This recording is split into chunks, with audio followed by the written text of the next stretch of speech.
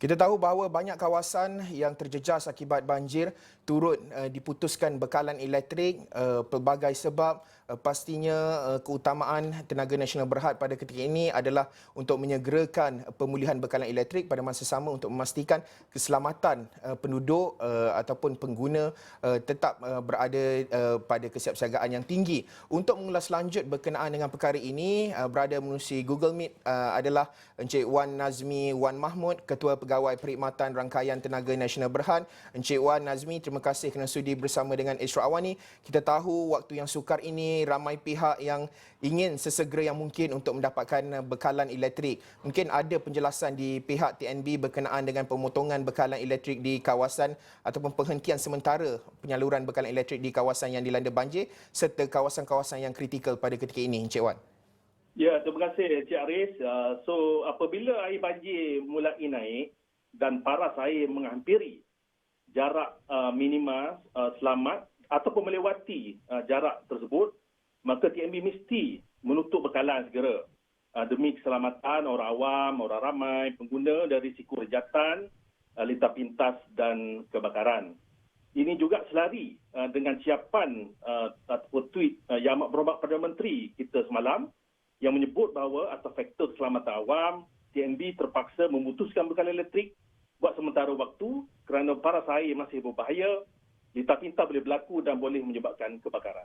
Itu yang kita pastikan dibuat dan TNB sentiasa mengambil serius dan menyokong saranan Yang Amat Berhormat Perdana Menteri tersebut. Terima kasih. Ya, Encik Wan mungkin boleh kongsikan berkenaan dengan proses-proses pemulihan yang sedang giat dilakukan oleh TNB pada ketika ini. Okey, apabila banjir mulai surut, ya, air dah pun turun ke paras yang boleh dilalui, maka TNB serta-merta memulakan kerja-kerja semakan aset, ya, pembersihan, pengujian, pembaikan dan juga memula tugaskan semula semua aset-aset yang terlibatlah.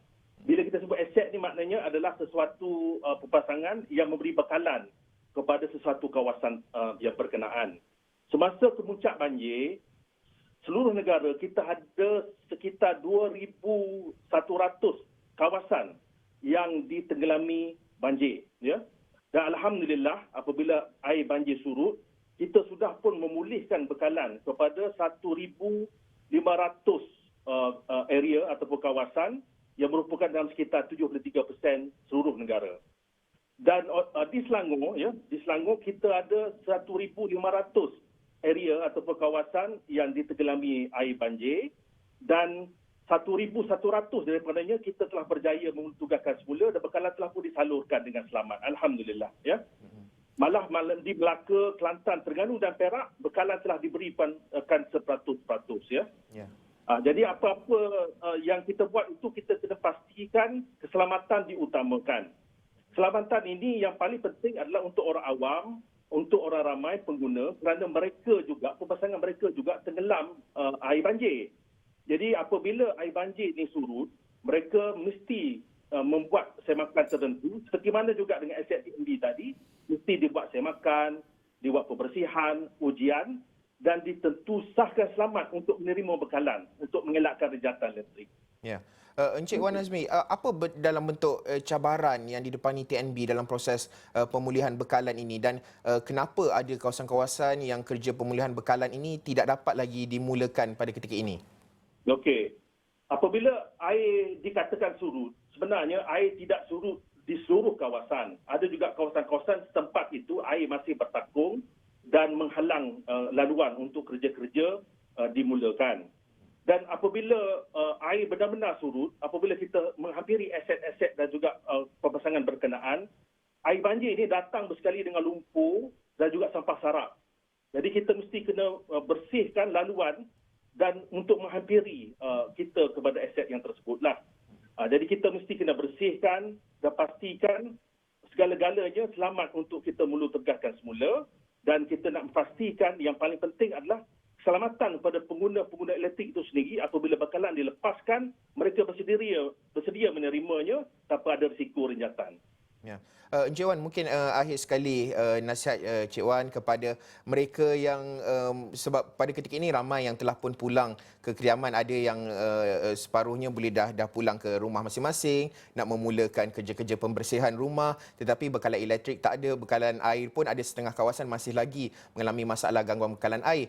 Mungkin ada nasihat dan juga jaminan di peringkat pihak TNB kepada pengguna-pengguna dan juga mereka yang terjejas akibat bekalan pemutusan bekalan elektrik ini, jaminan di pihak TNB berkenaan dengan kerja-kerja pemulihan ini.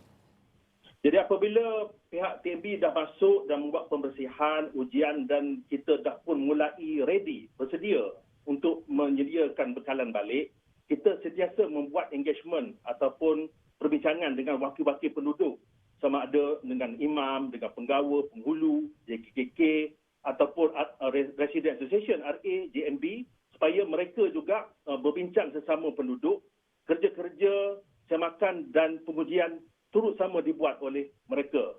Dan kita berbincang bila masanya yang terbaik untuk kita lepaskan bekalan supaya mereka boleh menerima ni dengan selamat.